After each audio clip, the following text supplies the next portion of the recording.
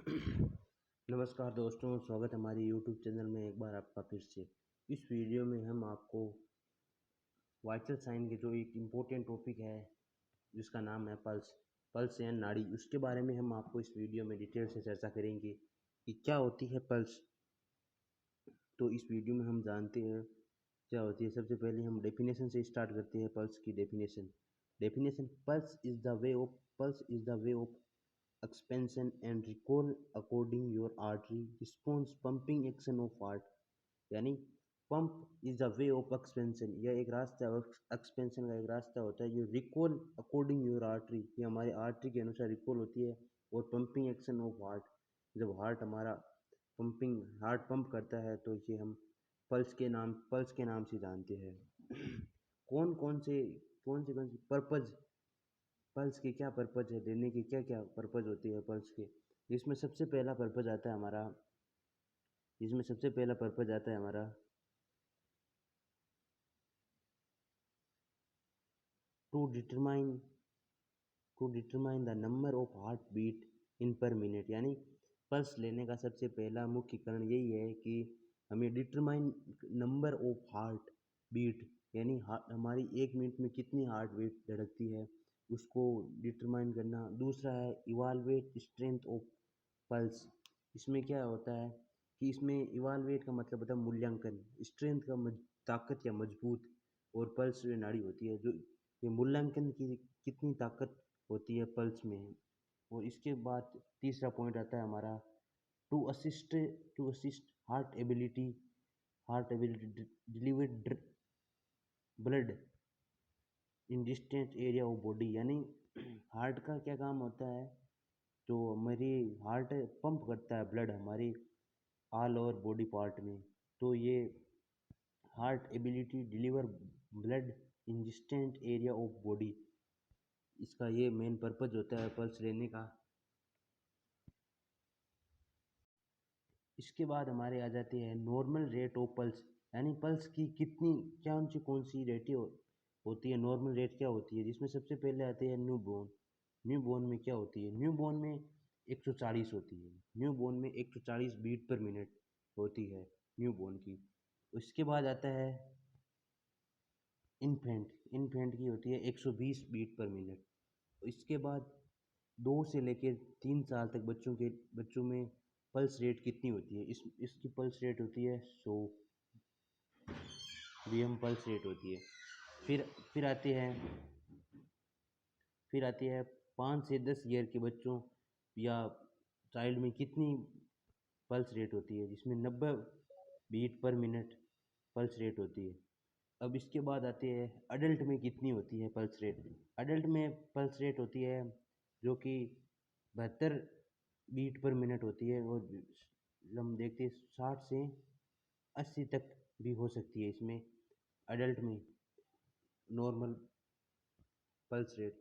इसके बाद आते हैं हमारा ओल्ड एज में कितनी होती है पल्स रेट। ओल्ड एज में क्या होती है, जब जब व्यक्ति धीरे धीरे ओल्ड होता है, अपनी उम्र ज़्यादा होती है, तो उनकी पल्स रेट काफ़ी कम होने लगती है, जिसे हम देख सकते हैं कि बहत्तर बीएम से लो देखने को मिलती है हमारी।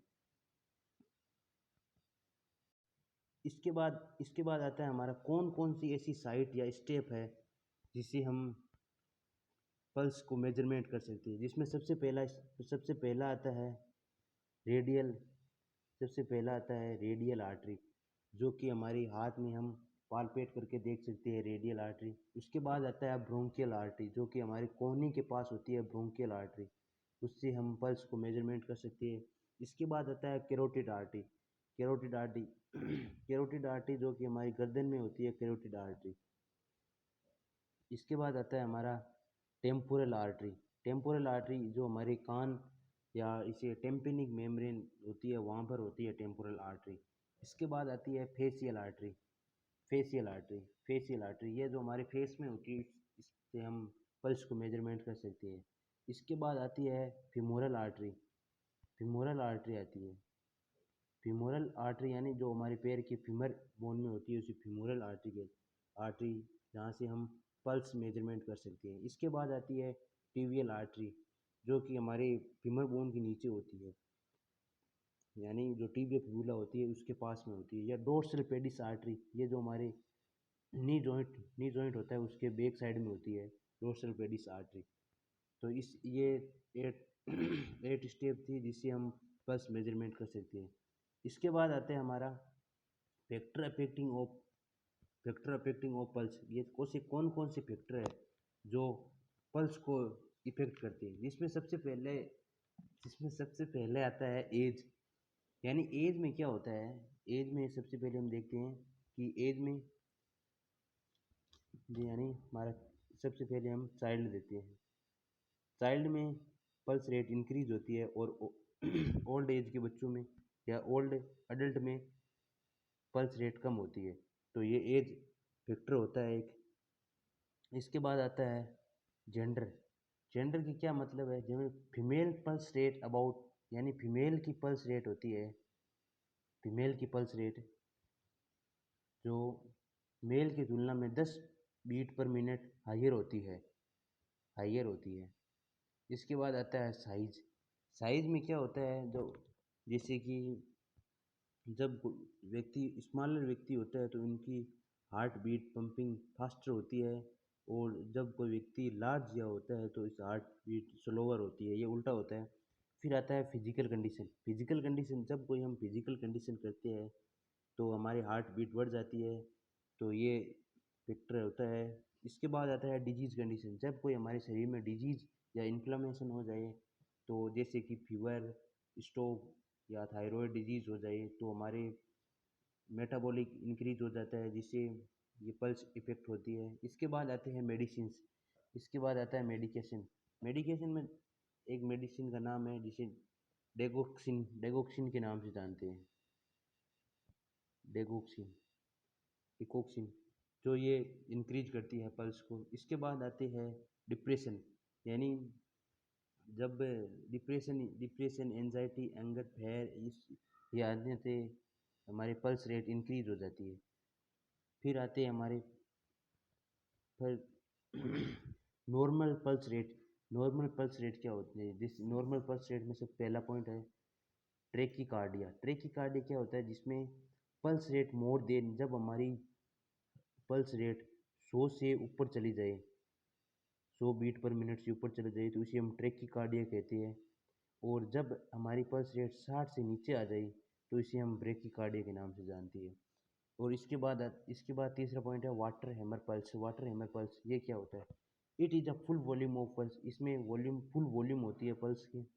और इसमें क्या होता है, पहले ये पढ़ते हैं, when the blood in force your artery take leak in the artery and leak way in the ventricles due to non closure artery walls।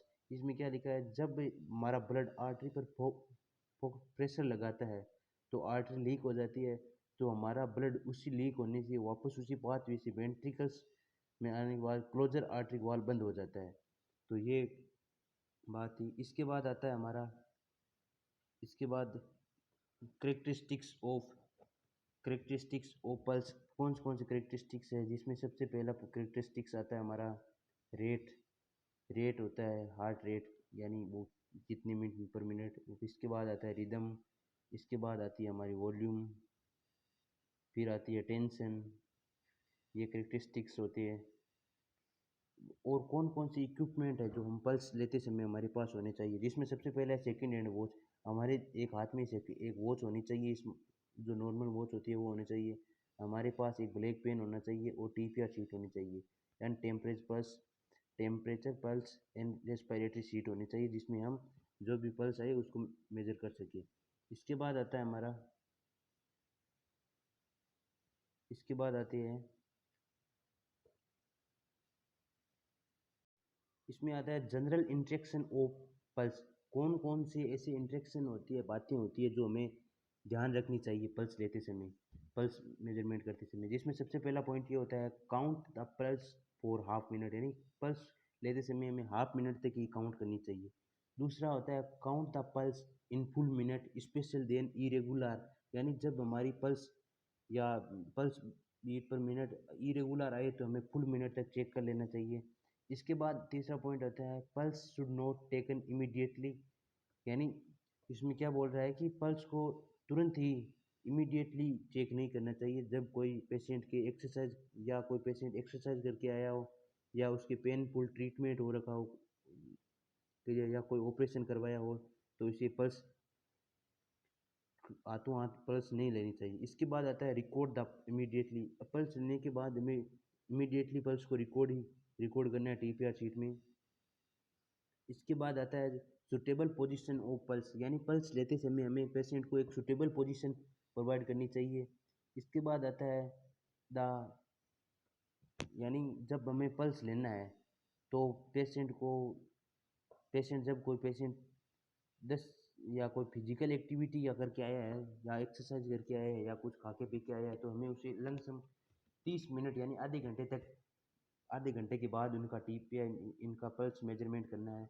और सबसे लास्ट पॉइंट होता है जब भी इसमें कुछ चेंजमेंट होता है हमारी पल्स में, यानी जब पल्स पल्स रेट 100 से ऊपर और 60 बीट पर मिनट से नीचे हो तो फिजिशियन को इन्फॉर्म कर देना चाहिए।